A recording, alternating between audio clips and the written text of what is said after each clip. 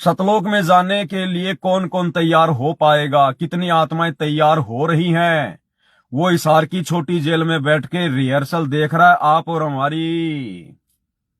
वो अंतर्यामी भगवान, वो दिव्य दृष्टा परमात्मा, वो हमारी रिहर्सल देख रहा है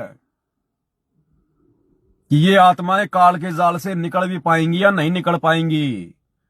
अरे ये ना सोचना कि गुरुजी ने हमें दीक्षा दे दी, सार नाम दे दिया, सतनाम दे दिया, मैं तो गुरुजी का बेटा बेटी हूं, मैं तो रिश्तेदार हूं, मैं तो कोऑर्डिनेटर हूं और गुरुजी तो बस मेरा हाथ पकड़ के सतलोक ले जाएंगे। सपने लेना छोड़ देना, सपने लेना छोड़ देना।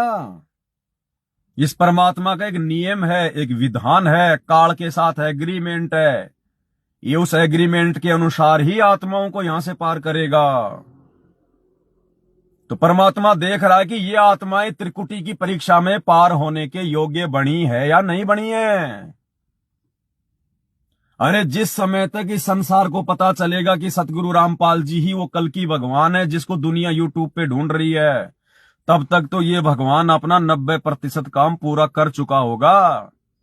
ये दुनिया तो बाद में केवल अपनी मौत के डर से देखा देखी में उनकी शरण में आएगी।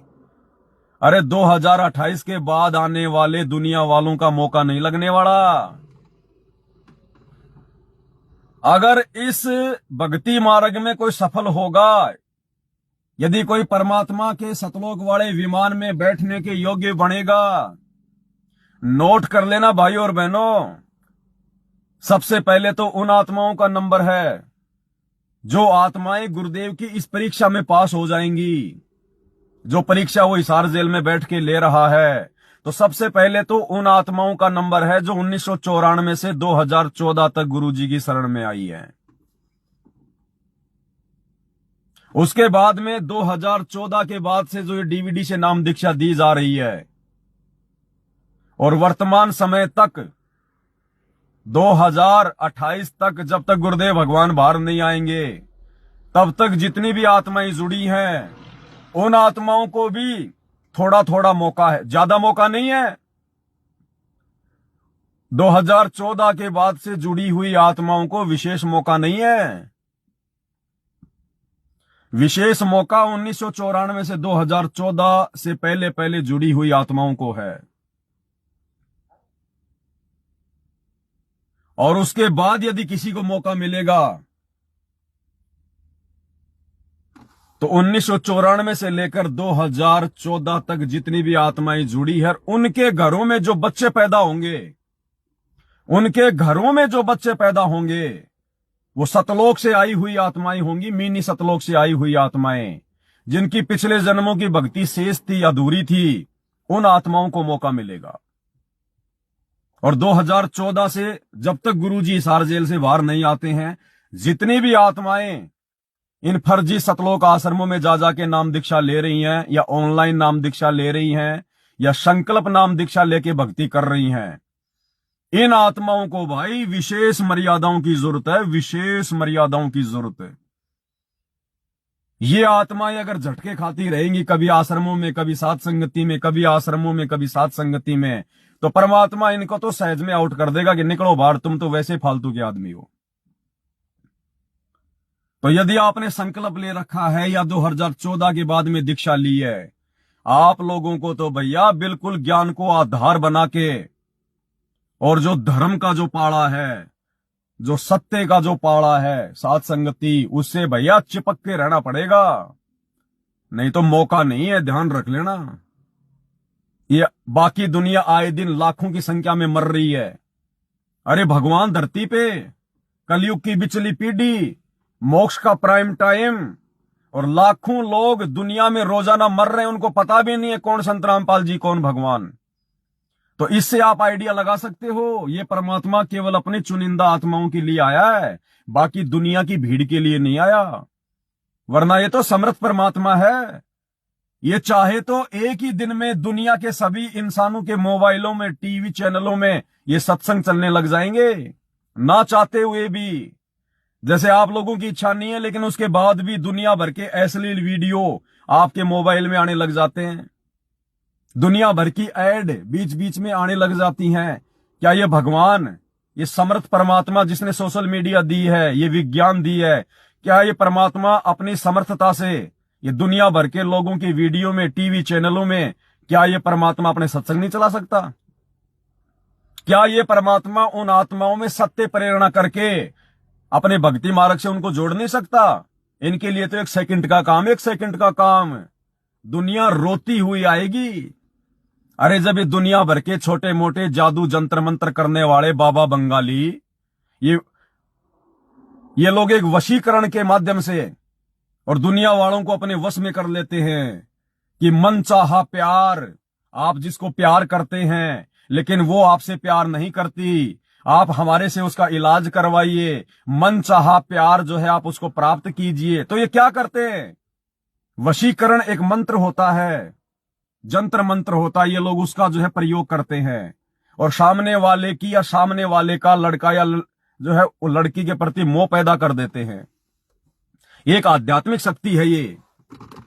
तो जब ये छोटे मोटे जंत्र करने वाले, मंत्र करने वाले बाबा बंगाली जब इस प्रकार के काम कर देते हैं, एक दूसरे के प्रति एक दूसरे को मोह में बांध देते हैं, प्यार प्रेम में बांध देते हैं, तो ये सारी सृष्टि का मालिक क्या हम जैसे 2 कोटि के जीवों में ये सत्य प्रेरणा करके क्या अपने भक्ति मार्ग से नहीं जोड़ सकता? 1 सेकंड में जोड़ दे सतगुरु रामपाल जी भगवान पूरी दुनिया को। लेकिन ये परमात्मा ऐसा क्यों नहीं कर रहा? क्यों सन 1994 से एक साधारण संत की भांति अपना ज्ञान प्रचार कर रहा है?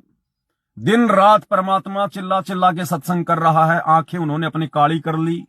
और कितने लोग आए? पूरी दुनिया की जनसंख्या को देखें तो आधा प्रतिशत लोग भी संत रामपाल जी की शरण में नहीं है, आधा प्रतिशत भी।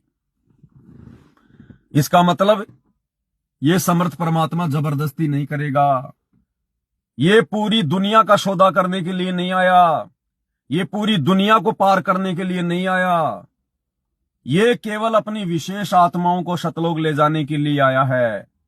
और भाई उन विशेष आत्माओं को ये परमात्मा 1994 से 2028 से पहले पहले के समय में चुन लेगा।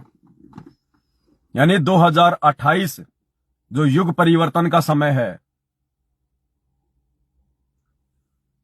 28 से लेकर 1994 का जो बीच का समय है ये, और इस समय में जितनी भी आत्मा सतगुरु रामपाल जी की शरण में आ गई हैं, भाई और बहनों, उन्हीं आत्माओं से परमात्मा सतलोक के लिए आत्माओं को चुनेगा। अरे उसके बाद में लोग भक्ति तो करेंगे इनकी, क्योंकि लोगों को कोई रास्ता दिखाई नहीं देगा। जब युग परिवर्तन के बाद में अच्छी अच्छी आत्माएं बचेंगी, धार्मिक आत्माएं बचेंगी, बाकी तो सबका बक्कल उतरेगा, आप सबको पता है। तो उस समय जो लोग जुड़ेंगे वो ज्ञान से थोड़ी जुड़ेंगे, वो ज्ञान से नहीं जुड़ेंगे, वो लोग केवल देखा देखी में आएंगे। उनके पास फिर भक्ति करने के लिए संत रामपाल जी के अलावा दूसरा कोई मार्ग नहीं बचेगा, कोई रास्ता नहीं बचेगा। वो शर्मा शर्मे में आएंगे, अपनी जान बचाने के लिए आएंगे, वो ज्ञान को आधार बना के नहीं आएंगे। उनका टारगेट कोई मोक्ष नहीं होगा, उनका टारगेट होगा अपनी जान बचाना। तो वो लोग शरण में तो आएंगे, भक्ति तो करेंगे, लेकिन वो आत्माएं परमेश्वर की नजरों में चुनिंदा आत्मा नहीं होंगी।